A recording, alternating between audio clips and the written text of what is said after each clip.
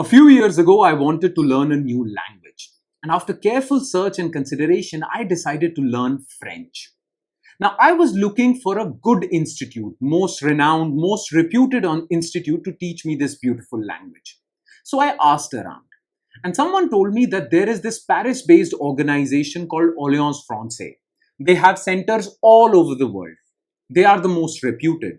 And they have, in fact, 15 centers in India, in big cities like Delhi, Kolkata, Chennai, Bangalore, Hyderabad, Chandigarh. So go for one of these centers, enroll for a beginner French course, and you'll be good to go. So I did just that. I went to one of these centers, enrolled for their beginner French course, and waited for my day one of French classes. That day arrived, and I sat in the classroom waiting for the teacher. Now the teacher came, and do you know what she said? Her initial sentences were, listen to me carefully. She said that this is the first and last time I will use English. From now onwards, no one will use English or any other language except French in this class. If you have any doubts, ask in French. If you cannot understand what I am speaking, well, ask your questions in French. Try to understand whatever I'm saying through my body language. No one would ask me for translations. No one would translate French into English. This is not allowed. Only French is allowed. And this is day one. I am completely new to French. I don't know any words in French. I don't know any sentences in French. How can I ask my questions in French? How can I ask my doubts in French? How can I understand French if no translation to English is available? And the class went on, and I had so many questions, but I couldn't ask even one question because I don't know how to ask those questions in French. So angrily after the class, I went to the teacher and I told her that, look, for first few lectures, you should allow translation into English. You should allow us to ask questions in English. You should allow us to ask you to translate some of the French sentences in English, or else how would we learn? We need a reference language to learn French. And she replied, smilingly of course, that this thing is by design. The reason, she said, why we only ask you to ask questions in French, the reason why we only use French in our classes is that we don't want you to develop this habit of translating French into English. You see, if I translate every French sentence into English, you won't learn French properly. Whenever you try to speak in French, the sentence will pop up in your mind in English. Then in your mind, you translate that sentence from English to French and then you'll speak out. And that is not a good way of speaking in French because your expression would die down. You won't have a good expression in French. Your sentence formation won't be that great. You won't be that fluent in French. Therefore, like a baby learns language by looking at their parents, like babies learn languages, right? They look at their parents, they look at their body language and they learn the language, right? Similarly, you need to develop this habit of learning French by looking at us, by looking at our body language. Don't use translation at all. Translations kill your expression in that language. Only use French terms. Force your brain to learn French. Only then you will be able to properly learn French. Well, I know what you guys are thinking. You guys are like, hey, I don't want to learn French. I'm here to learn what is the big mistake that I'm committing in my UPSC preparation. I'm not here to learn French. I want to know what is wrong in my UPSC preparation. Well, don't worry. This French story is connected to what I am about to tell you about the biggest mistake that you're committing in your UPSC preparation. The thing is that as UPSC aspirants, sometime in future, you will fill the UPSC application form. And when you're filling that form, there is this one section that begins with a question. That question is, what is the medium of your examination? In which medium you would like to give this exam? Okay, English, Hindi, or any other language. Now, for those of you who are giving this exam in any other language apart from English, well, this video is not for you. You're not committing that big mistake. For those of you who are going to give this exam in English medium, who are going to write this exam in English, well, you are committing a big mistake. At least most of you are. Some of you aren't, but some of you are. And what is that mistake? The thing is that because you're giving this exam in English, well, you are preparing for this exam in English, you are reading books in English, you are reading notes in English, you are reading newspapers like Hindu and Indian Express in English. But while studying for this exam, you are watching lectures in Hindi plus English, which is called Hinglish, or Tamil plus English, Tinglish, or whatever the abbreviation might be. You are watching those lectures in your mother tongue. Despite the fact that you are to give this exam in English, you are watching this lecture, you are learning these different subjects like polity, economics, and other subjects in your mother tongue. And that's the problem. That's the big mistake that you're committing. Now, I know some of you are like, what's wrong in that? What's wrong in learning anything in mother tongue? Well, learning anything in mother tongue enhances your knowledge, enhances your understanding. So what's wrong in that? In fact, if it is so wrong, then why is Government of India promoting learning in mother tongue in so many of its education policies? The answer to this question is that you are not just learning, you are not just gaining knowledge. You are preparing for a competitive exam. A competitive exam which is not just testing your knowledge, it is also testing your expression of how you present that knowledge. You all know this, that UPSC exam is of 3 stages: prelims, mains, and interview.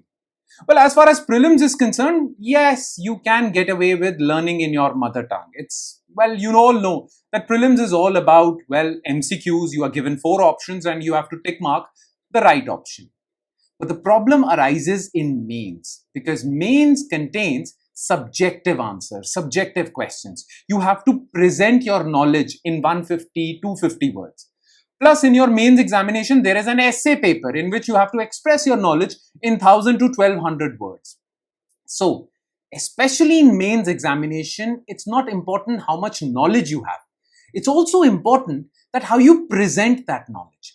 I've seen so many aspirants failing this exam just because of the fact that they didn't know how to present that knowledge. Okay, they were very knowledgeable, they knew everything, but they did not know how to present that knowledge. And it is here where you're committing a big mistake by listening to lectures in your mother tongue.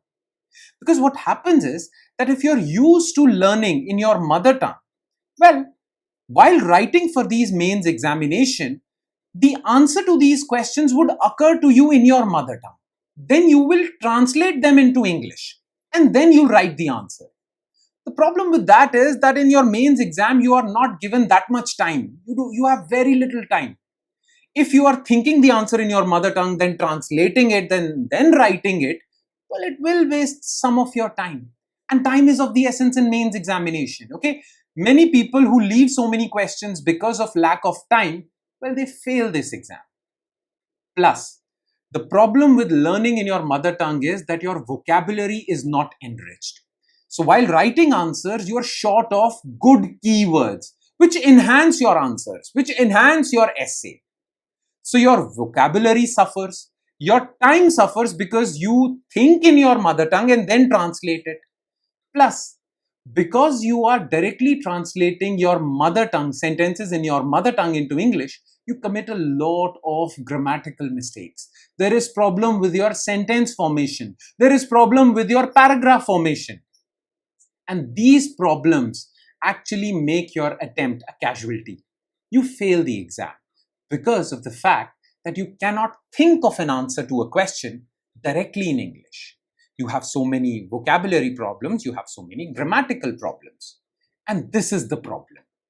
Therefore, if you are really serious about this exam, well, prepare for this exam completely in English. Eat, sleep, breathe English, at least till your exam. After you clear this exam, you're free to do whatever you want. You're free to talk in your mother tongue. By all means, just talk in your mother tongue. Don't ever use English.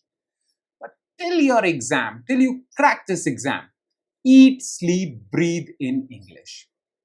The thing is that it is very important for your mains examination. You might clear prelims examination, but of what use will be clearing prelims examination if you cannot crack mains and interview? What will you do? If you have cracked prelims examination, UPSC is not rewarding you with a low-level job. UPSC is not saying that if anyone clears UPSC completely, we'll make him IS, her IS. And if someone only crosses prelims, well, we'll give them some clerical job. No, UPSC doesn't say anything of that sort. UPSC doesn't do that. You are at the same level as a person who did not clear prelims exam. If you have cleared prelims examination only, you and the person who did not clear that exam are on the same level in the eyes of UPSC. So of what use would be to clear only prelims examination if you cannot clear interview and mains examination? So prepare for mains. Take mains seriously.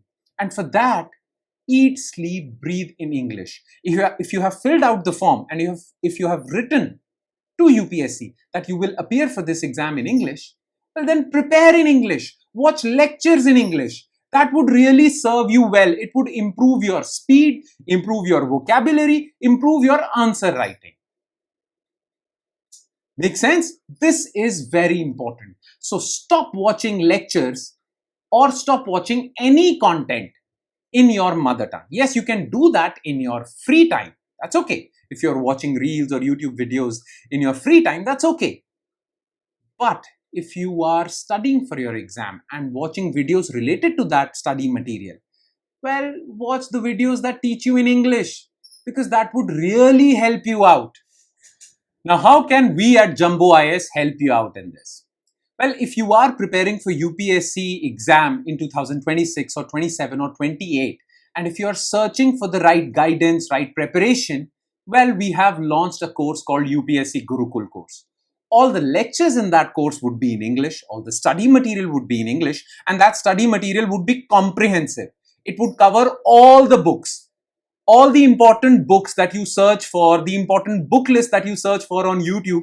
Well, all the important information in all those books would be covered in our notes. Plus, in that course, we take regular doubt sessions. Every second or third day, you'll be interacting with me or any of the teachers. And those teachers would talk to you in English, would enrich your vocabulary, would enrich your grammar, so that you never fail your mains examination. So if you're really serious about UPSC examination next year or next to next year, take action now and join UPSC Gurukul Course. If you have any query with respect to UPSC Gurukul Course, well, contact us. The number is given in the comment section and the description section. You can contact us. You can know more details about this course, and you can book your free counseling session where you can talk to me as to how to prepare for UPSC. All your questions, not just related to English, all your questions with respect to UPSC preparation shall be answered in that counseling session.